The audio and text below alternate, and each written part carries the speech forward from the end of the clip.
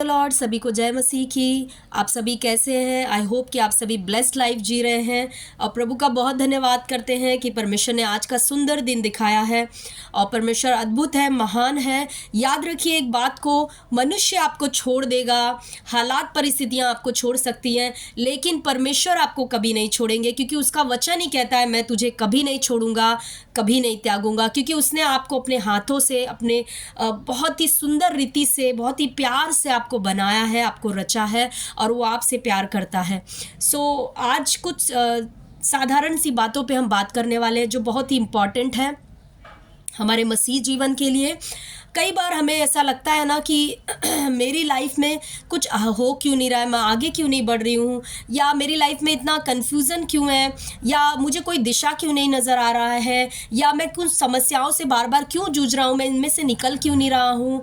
ये सारी बातें, एक मसीह होने के बाद भी हम अपने जीवन में आशीषों को नहीं देख रहे हैं, हम उसी जगह पे सालों साल अगर पड़े हैं, तो उसका एक कारण हो सकता है जो आज हम इस वीडियो में बात करेंगे। देखिए, आप सभी ने एक बैलगाड़ी को तो देखा ही होगा कभी ना कभी। आपने देखा है बैलगाड़ी में जो बैल होते हैं वो दोनों बैल आगे रहते हैं और जो गाड़ी या कार्ट रहती है वो पीछे बांधी जाती है। जब वो बैल चलता है तो आराम से चल पाता है, खींच पाता है उस कार्ट को। उस कार्ट पे बहुत सारा सामान भी कभी कभी लाद दिया जाता है और वो बैल आराम से उसको लेकर जा सकते हैं और आराम से वो जहां उनको पहुंचाना है वो पहुंच जाते हैं सही समय पे। लेकिन आप थोड़ा कल्पना कीजिए इस बात के लिए 2 मिनट के लिए कि अगर हम उस बैलगाड़ी को ही उल्टा कर दें तो क्या होगा। अगर हम बैलों को पीछे कर दें और जो गाड़ी या कार्ट है उसको आगे कर दें तो क्या होगा। तो बैलों को कितनी मेहनत करनी पड़ेगी उस गाड़ी को धक्का मारने के लिए, और वो गाड़ी को धक्का सही से मार भी नहीं सकते, वो गाड़ी सही दिशा में बढ़ेगी नहीं, वो गाड़ी सही जगह पे अपने जहाँ जाना है डेस्टिनेशन पे सही समय पे पहुँच नहीं पाएगी। बैलों की इतनी मेहनत, जो बहुत ही डबल मेहनत करना पड़ेगा उन्हें, और इतना मेहनत करने के बाद भी कोई रिजल्ट नहीं आएगा और आप ज़्यादा सामान उस बैलगाड़ी पे नहीं लाद सकते क्योंकि वो धक्का मारने में और मुश्किलें बढ़ जाएंगी। तो आप सोचिए, अगर हमने एक साधारण सी बैलगाड़ी को उल्टा लगा दिया या उल्टा क्रम में डाल दिया तो कितनी मुश्किलें बढ़ सकती हैं। तो उसी रीति से प्रियो, हमारे मसीह जीवन में भी कई बार हम ऐसा करते हैं लेकिन हमें रियलाइज़ नहीं होता है। कई बार हम अपने जीवन को उल्टा चलाने की कोशिश करते हैं। इसका मतलब क्या है? इसका मतलब ये है कि हम अपने आत्मिक जीवन को पीछे रखने की कोशिश करते हैं और शारीरिक जीवन को आगे रखने की कोशिश करते हैं, और ये हम सिर्फ अज्ञानता में करते हैं। मैं किसी पे दोष नहीं लगा रही, मैं भी पहले ऐसी ही करती थी। हम सिर्फ अज्ञानता में करते हैं। हमें लगता है कि पहले शारीरिक चीज़ें कर ले, ये ज़रूरी है, पहले हम बच्चे संभालना है, घर संभालना है, पहले जॉब पे जाना है, या पहले ये सारी चीज़ें, घर बनाना है, मुझे पैसे बहुत सारे कमाने हैं, ये सारी चीज़ें बहुत ज़रूरी है। पहले हम इनमें अपना मन लगा, इनको पहले करें, बाद में हम अपने आत्मिक जीवन को देख लेंगे। लेकिन प्रियो, ऐसा करने से हम उस बैलगाड़ी को, जो बैलगाड़ी जैसे उल्टा कर दी गई थी, उसी रीति से हम अपने जीवन को भी उल्टा कर रहे हैं और इसीलिए कोई परिणाम नहीं नज़र आ रहा है। हमें धक्के मारकर अपने जीवन की गाड़ी को आगे बढ़ाना पड़ रहा है और कोई लाइफ में कोई दिख नहीं रहा है, कोई सॉल्यूशन नहीं नज़र आ रहा है, आशीषें नहीं दिख रही है। मसीह होने के बावजूद भी बीमारी में पड़े हैं, गरीबी में पड़े हैं, दुखों में पड़े हैं। ये परमेश्वर की इच्छा योजना हमारे जीवन के लिए बिल्कुल नहीं है प्रियो। परमेश्वर चाहते हैं कि हम समृद्धि में जिए, हमारे पास किसी चीज़ की कमी घटी नहीं हो, हम अमीरी में जिए, हम तंदुरुस्ती में, स्वास्थ्य में जिए, स्वास्थ्य में चलें।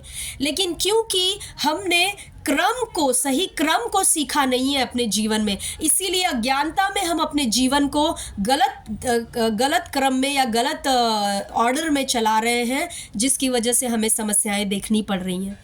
तो हमें ऐसा नहीं करना है। कई बार हमें लगता है, अगर हम एक हाउस वाइफ कोई है तो उनको लगता है कि पहले मैं घर के कामों को कर लूँ, पहले इतना सारा चीज़ें, जिम्मेदारियाँ पहले उनको निभा लूँ, और मेरा क्या ही, मैं कौन सा प्रार्थना कर लूँगी तो कुछ हो जाएगा, या कौन सा मेरे जीवन में प्रभु की बुलाहट है बड़ी जो मुझे प्रार्थना करने की इतनी ज़रूरत है। हाँ, थोड़ा बहुत कलीसिया तो चले जाते हैं ना, कलीसिया में हम वचन सुन लेते हैं, पास्टर प्रार्थना कर देते हैं, इतना काफ़ी है। लेकिन नहीं प्रियो, मैं आपको बताना चाहूँगी कि आप में से जितने लोग हैं हर मसीही, हर एक मसीही, आप हर कोई परमेश्वर के लिए बहुत खास है और हर किसी के लिए परमेश्वर के लिए योजना है। आप में से हर किसी के लिए परमेश्वर की योजना है। अगर आपके 5 बच्चे होंगे, 6 बच्चे होंगे या 7-8 बच्चे भी होते हैं, अगर आपके इतने बच्चे होने पर भी आप अपने हर बच्चे के लिए कुछ ना कुछ सोच कर रखते हैं, कुछ ना कुछ योजना बना कर रखते हैं, तो आप सोचिए हमारा स्वर्गीय पिता वो कैसे आपको छोटा समझकर आपको छोड़ देगा। उसके मन में आपके लिए योजना है, बहुत बड़ी योजना है प्रियो, और उस योजना को हमें समझना है और अपने अब्बा पिता के साथ एक सहमति का जीवन जीना है। हमें अपने आत्मिक जीवन को आगे रखना है और शारीरिक जीवन को पीछे रखना है। क्या यीशु मसीह ने भी इसके बारे में कुछ कहा वचन में? हाँ, ज़रूर कहा यीशु मसीह ने। आइए देखते हैं मत्ती की किताब 6 अध्याय उसके 33 वचन में यीशु मसीह ने क्या कहा। मत्ती 6 का 33 यहाँ पे लिखा है, इसलिए यीशु कहते हैं, इसलिए पहले तुम परमेश्वर के राज्य और उसके धर्म, एक्चुअली नहीं है, धार्मिकता है, हिंदी में थोड़ा गलत ट्रांसलेशन है, उसके धार्मिकता की खोज करो तो ये सब वस्तुएं भी तुम्हें मिल जाएंगी।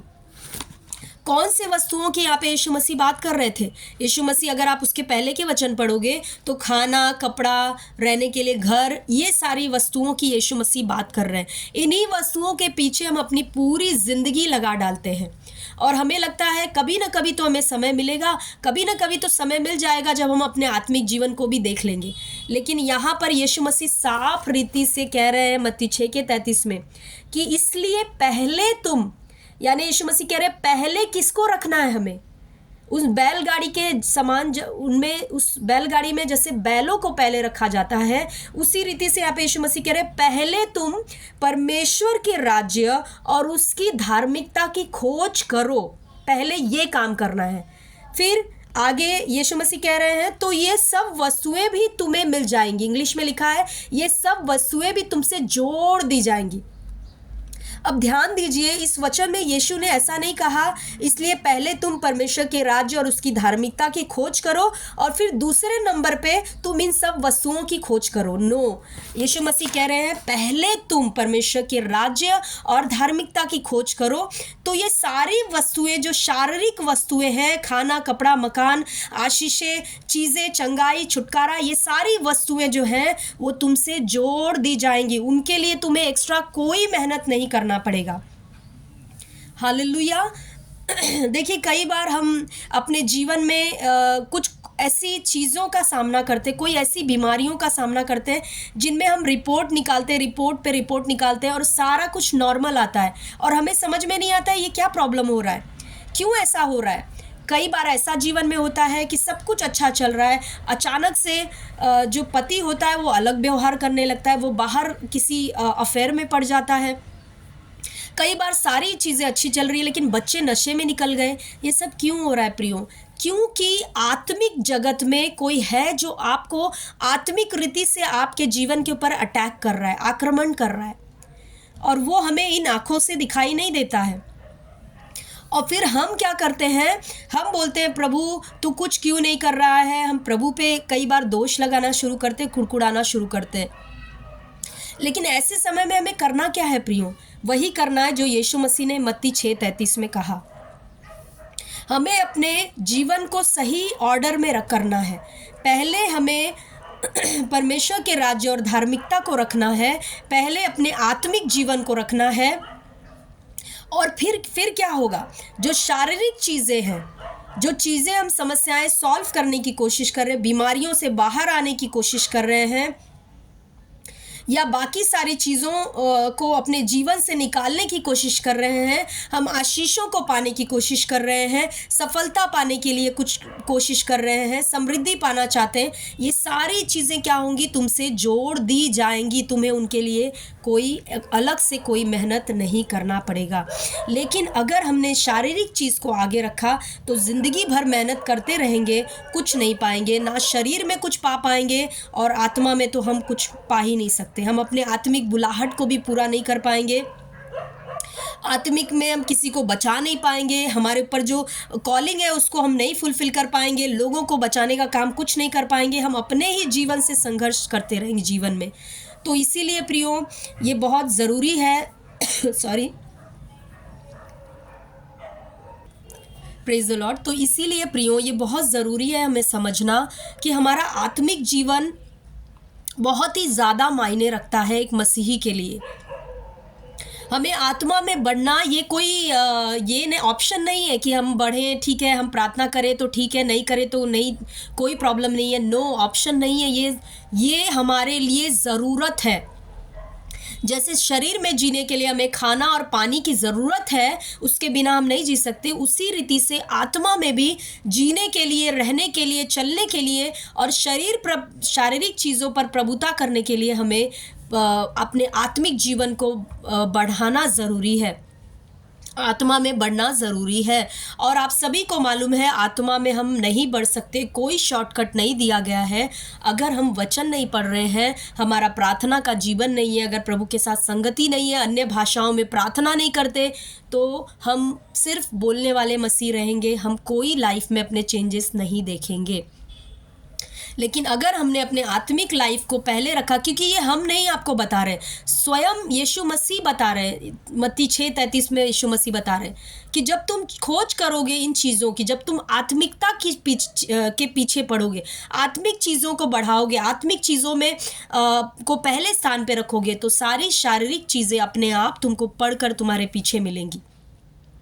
तो इसीलिए आप चाहे कोई भी मसीह हो, आप भले कलीसिया जाते हो, आप वचन सुनते हो, लेकिन सिर्फ संडे को सुनकर वचन, संडे को कलीसिया जाकर कुछ होने वाला नहीं है। हमारा हर एक का अपना पर्सनल समय होना चाहिए। जो हम सुबह अगर बिता रहे हैं तो बहुत अच्छी बात है, अगर कोई रात में भी बिता रहा है तो मैं नहीं कहूँगी कि वो गलत चीज़ है, आपके हिसाब से आप कर सकते हो, लेकिन आपको अपना समय देना पड़ेगा, आपको वचन में समय बिताना पड़ेगा, प्रार्थना में समय बिताना पड़ेगा, प्रभु के साथ संगति में समय बिताना पड़ेगा।